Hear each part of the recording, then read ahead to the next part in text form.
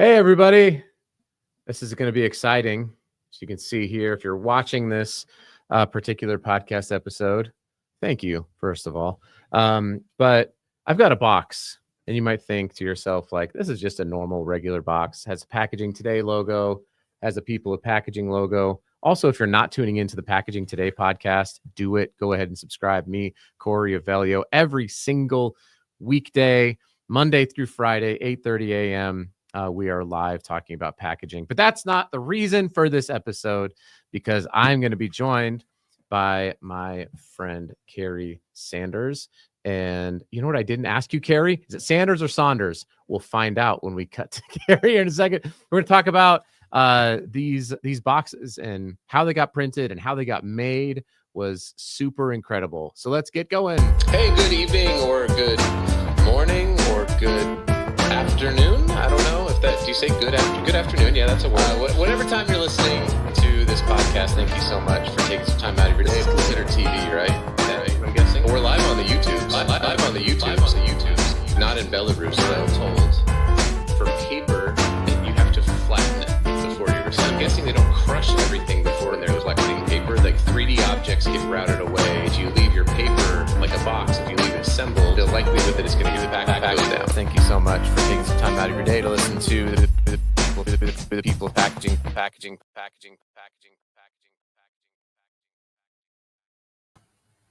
Kerry, what is going on, my man? Hello, Adam. Completely forgot.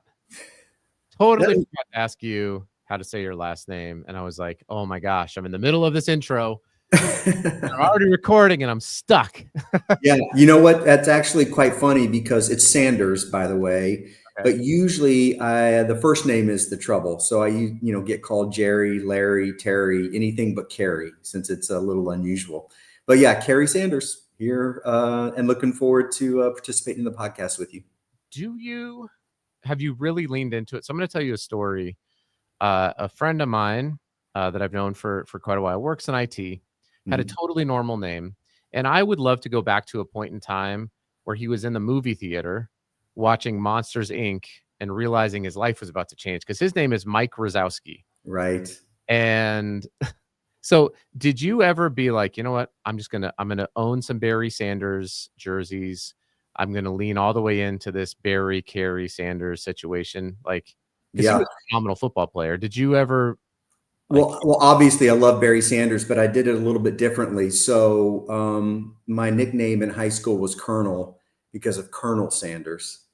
And, if you're our age, Kentucky Fried Chicken, the original founder was Colonel Sanders.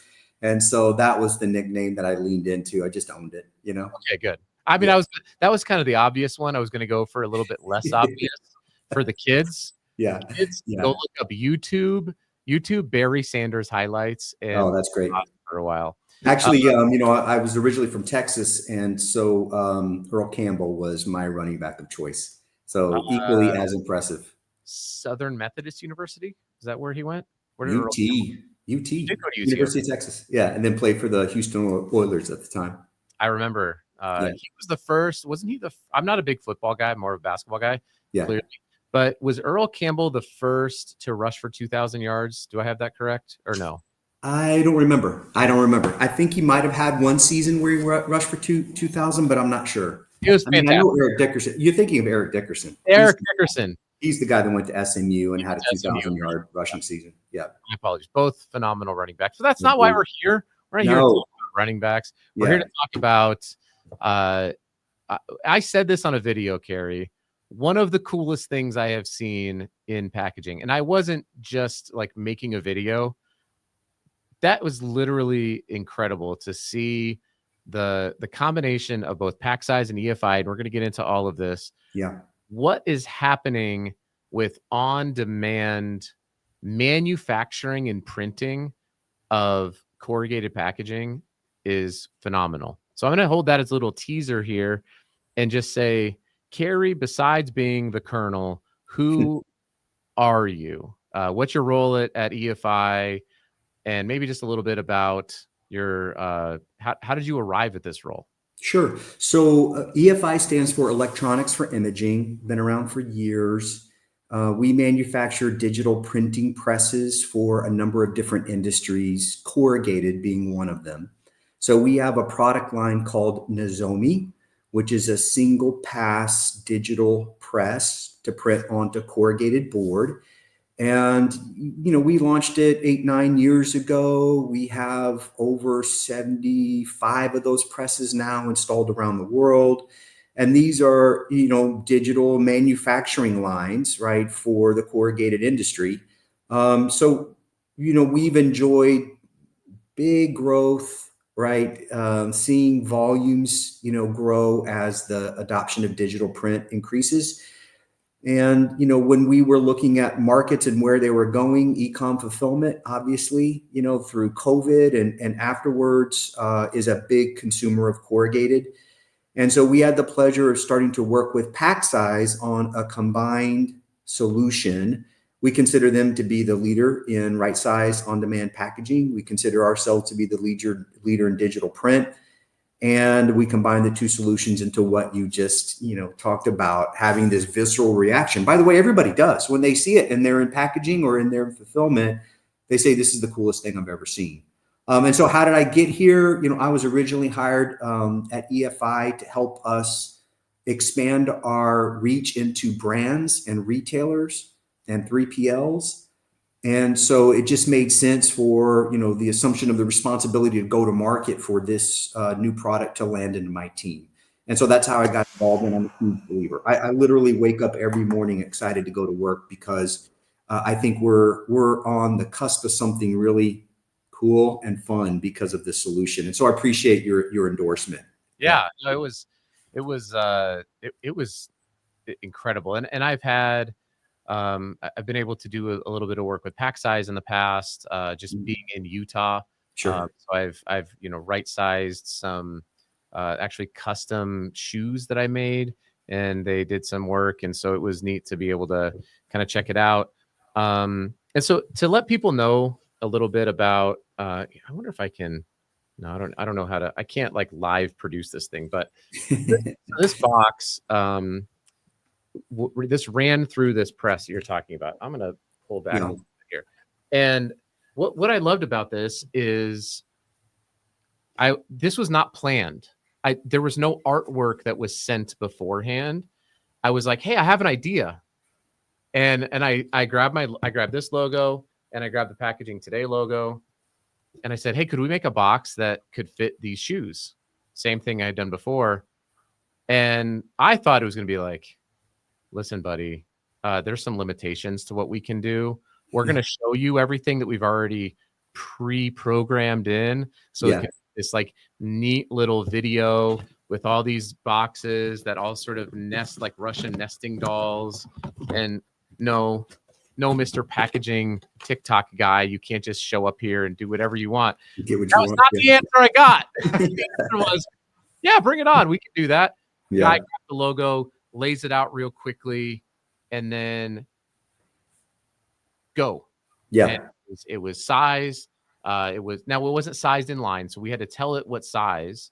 I know that Pack Size does have some lines where they can do that, but it was awesome to see an idea that I had be printed in less than 10 minutes.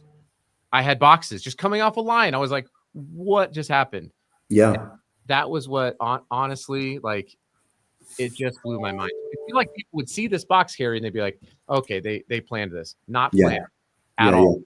Yeah. Especially if they've been using, technologies that are plate-based, right? Printing plate-based like Flexo or Litho. There's a design phase, and then you have to go off and get plates manufactured and then get those plates loaded. I mean, that's the benefits of digital print, right? I mean, Fiery is our digital front end, right? It's the kind of the brains of the system for, converting print designs into raster images for color management, color profiling. That's, with digital, you can do that. You can think about it, you can design it quickly, you can load it in, and you can start printing almost immediately. That's one of the key value propositions for sure. Because, not to get off track here, but what we're hearing a lot in the marketplace. Entire podcast will go off track. I can guarantee you that much. Yeah. what we hear a lot in the marketplace is the design to production for packaging. When a brand or a retailer is thinking about, something new, is always the kind of the longest lead time, right? And so with this technology, because you can create a box of any size, 30,000 different sizes, there is unlimited print variation that you can include on every box. So every box can be different. So if you're running, a seasonal campaign, or you have a special drop from an influencer, whatever, the ability to take, creatives and get into production is immediate. So again, this is one of those things that I get really excited about, because I think once the awareness and the adoption starts to take place, then the applications for this are just going to start to stack up, the people, how people apply it.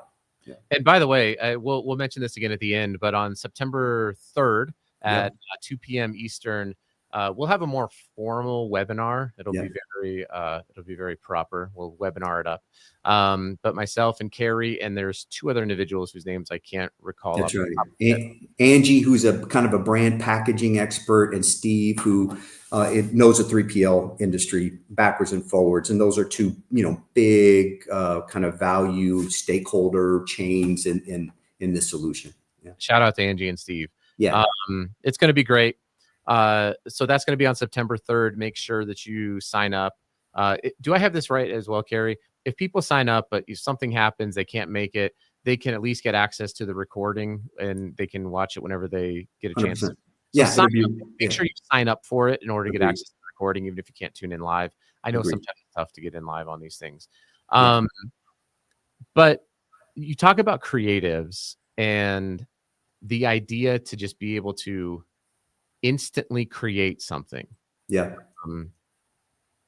To me, that is one of the biggest values that I saw. Obviously, I tend to think of myself as a pretty creative person, and to be able to witness that firsthand, I'm like, there's people far better at this than I am, and I can only imagine the confluence of personalization, of AI, to be able to create artwork, to create it personalized in a very quick, matter of time, and then to manifest it.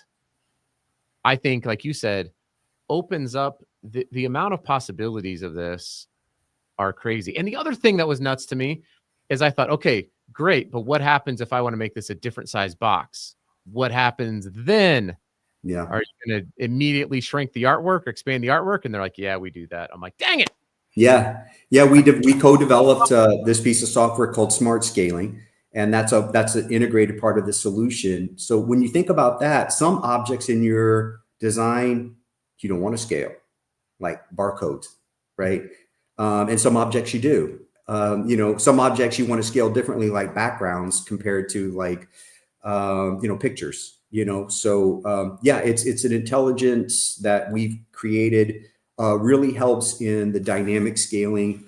When you think about e-com fulfillment, you're creating predefined templates that need to be applied based on intelligence coming down in the order stream, right? So if it's a special occasion box that's needed, right, you want to pull the right box that's been pre-designed, like a happy birthday box, fill in the name because it's variable data printing, and then scale that to fit the box, right? Same could be true for an on-box ad. Same can be true if you want to regionalize it, right? If you want a visual reference that's more, appropriate for the region that the box is going to, because you want a better consumer experience, all of that is possible now with this technology, right? Digital box manufacturing, digital printing combined to do those kinds of things. I mean, so I was thinking about this I talk about the brand Dude Wipes a lot because Sean was kind enough to come on my show. Oh yeah. Sponsored by Dude Wipes, but anything like that. I just really love like a person who takes some time out of their day that is, like yourself, but also running the CEO and founder of a whatever $150 million company. It was awesome. Sure. Yeah. But he insisted that my son be on it as well, which was super cool.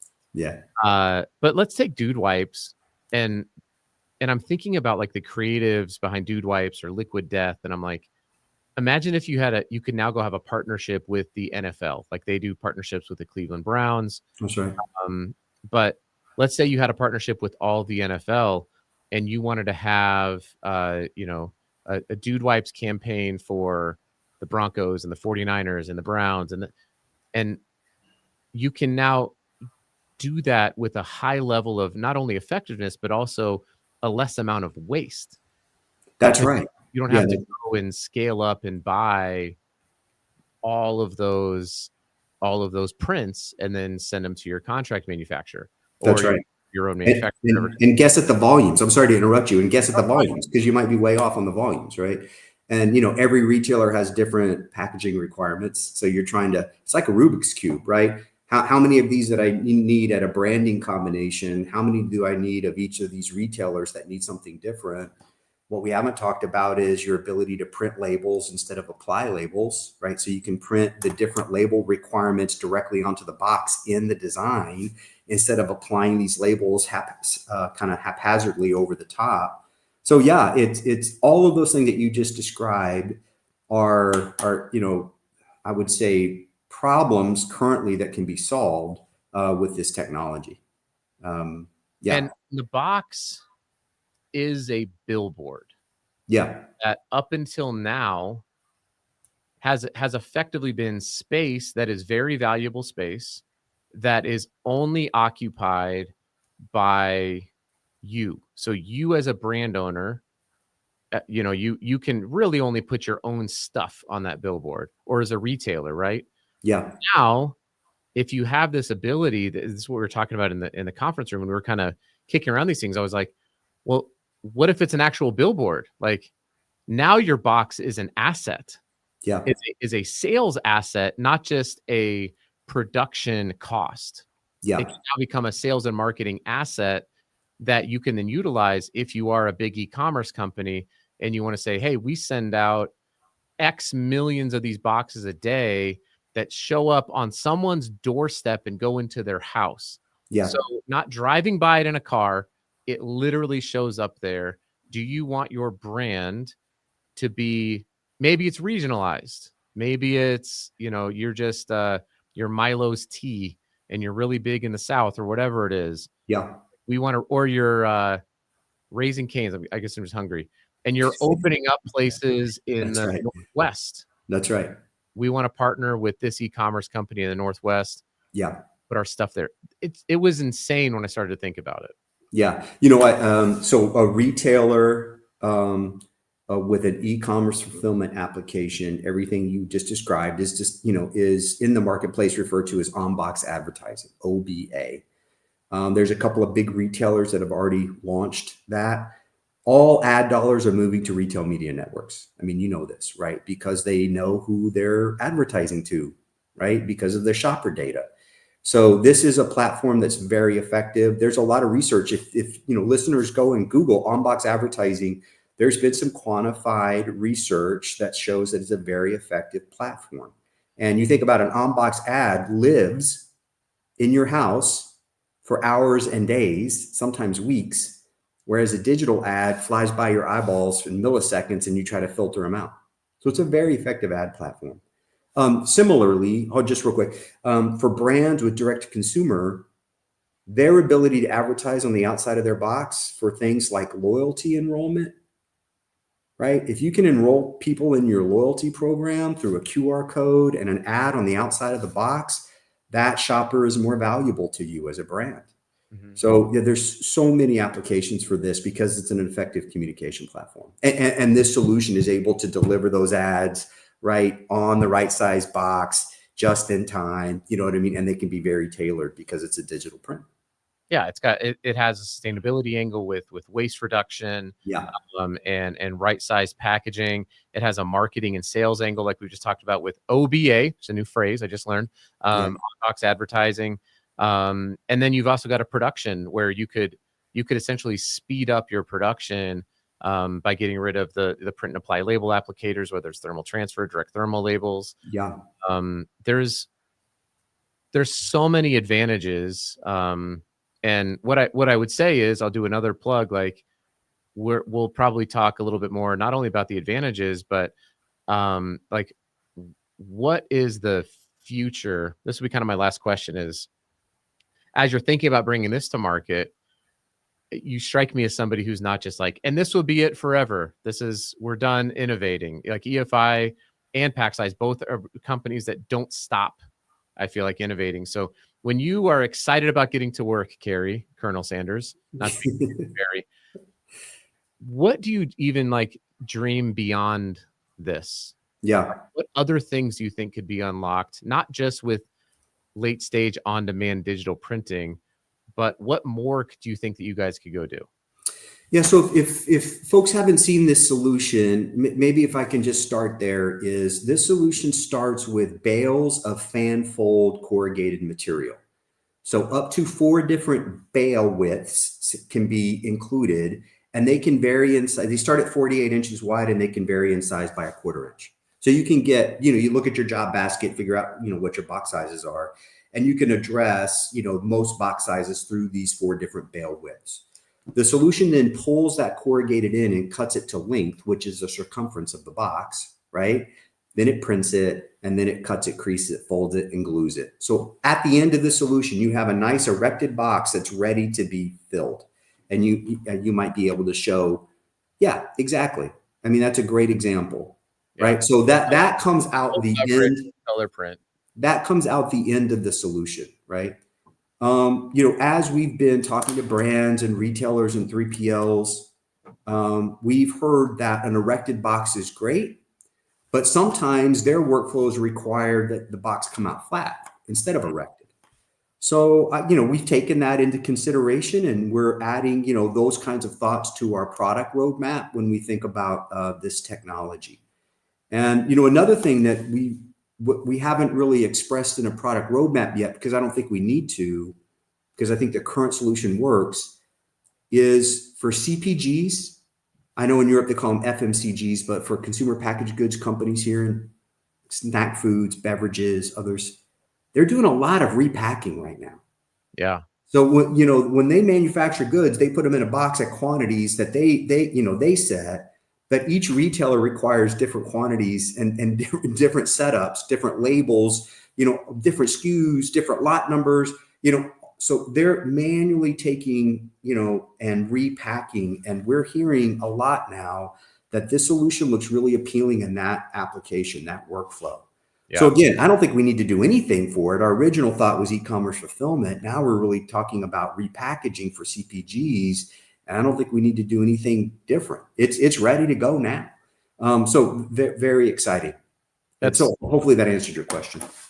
No, it totally does. And, I'll give this is a random connection, but if anybody is going to be coming out to the Label King grand opening, it's actually the building where I'm sitting right now, Kerry, was occupied by a Pack Size facility. So it's a funny small world. Yeah. But yeah, it's so cool what you guys are doing. I'm excited to see this, just because I've been following EFI for a while, to see like this still feels like it's amazing, it's incredible, and there's so much more to come. Agreed. Like I tell brands all the time, like, what's the phrase, like saddle up with, or like partner up with companies that are going to be innovative companies that are going to help you drive forward, right? Like a company who says like, we have the best solution right now, and that's it. Like, it's not going to get better. Yeah. Steer clear of them. And I'm not saying the companies say that, but there's companies who do that with their actions. And I think you guys have just showed with this partnership, you were like, Arnazomi was awesome. It's been great. It would be really cool. Exactly. How you're doing that. Yeah, and that's exactly right. I think it just shows the type of people, the type of engineers, the type of leadership that you guys have there at EFI. So with that, Kerry, how do people get in touch with you? Obviously, they can register for the webinar. I'll have a link there. Yeah, come to the webinar. I mean, you can you can go to EFI.com and look at the solution, do a YouTube search on it. We've got videos posted. Feel free to send me an email. It's just my name, kerry.sanders@EFI.com. I'd be happy to get you in touch with the right, part of my team so that you can explore this solution. We'll be at the upcoming events that everybody goes to, Pack Expo, Printing United. we'll be there and happy to talk to anybody about this solution. You have not lobbied to get colonel.sanders@efi.com. I'm going to put that down. Yeah, on my wish list. Don't send an email to there yet, but I'm just saying maybe That's eventually, That's maybe right. by the time the webinar rolls around on September 3rd, you can be That's like, right. I got IT to sign off on colonel.sanders. Only if it's an email, nothing on socials, because it's probably trademarked already. But Awesome. yeah, I can do emails. Yeah. Awesome. Well, thanks, Kerry. I'm looking forward to September 3rd, again, 2 p.m. Eastern time. And everybody go check out what's the official, for somebody's going to Google search, they will search for the Pack size EFI X5 Nozomi. Pack size EFI X5 Nozomi. Perfect. And with that, we'll wrap it up. Thanks, Kerry. All right, Adam.